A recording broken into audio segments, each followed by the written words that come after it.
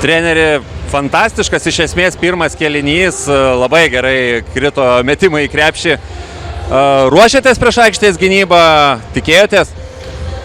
Jo, tai mes iš tikrųjų žinom, kad mums ta aikštės gynyba šiai dienai nėra visiškai ta, ką mes gerai gvildenam kaip priešus, tai tikrai ant to tikrai ruošėmės.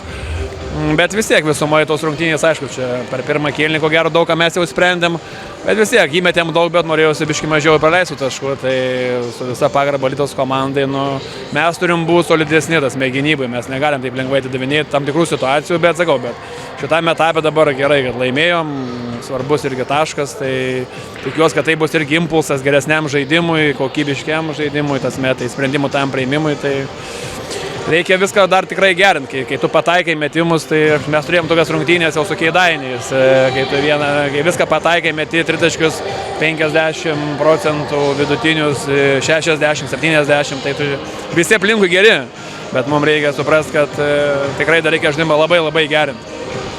Mačas Valentino dieną, turbūt tą pergalę vyrai galės žmonom draugiam padovanoti. Tai čia jų asmeniai reikalai, tikiuosi, kad tą ir padarys, tikrai sakau. Ta pergalė savaime neateina, kad kokia jinai būtų, vis tiek reikėjo kovoti ir visą kitą, tai tikrai smagu, kad mes ten, kur reikėjo, padarėm nemažai ir jo, kad jeigu laimėjom, tai pasidžiaugiu dabar su tom antrom pusėm, ko gero.